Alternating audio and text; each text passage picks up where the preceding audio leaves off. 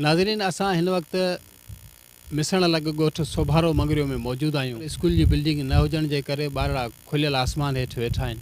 अचो त वधीक हिते जे उस्तादनि खां वीचार पुछूं। ये स्कूल 1987 का खुलियल आहे, पर विच में स्कूल बंदि हो। हींअर साईं सरदार शाह जी महिनत सां जेको आहे स्कूल वरी खुली त वियो आहे।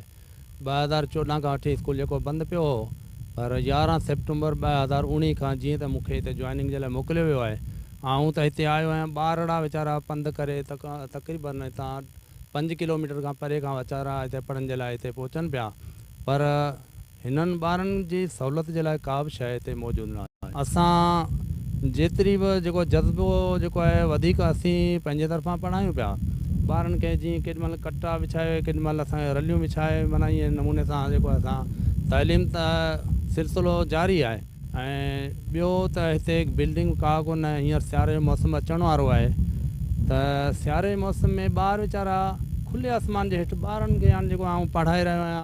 तव्हां उस्तादनि जूं ॻाल्हियूं ॿुधियूं। उस्तादनि जो चवणु आहे त हिते ॿार जेके आहिनि रोज़ानी जे बुनियाद ते अचनि था, पर बिल्डिंग न हुजण जे करे ॿारड़ा जेके आहिनि सख़्तु परेशानी खे मुंहुं ॾेई रहिया आहिनि। हिते जे उस्तादनि हुकूमत खां ऐं हिते जे MP MLA खां घुर कई आहे त हिन ॻोठ में स्कूल जी बिल्डिंग ॾिनी वञे, जीअं त हिते जा ॿार सुख सां तइलीम हासिलु कनि।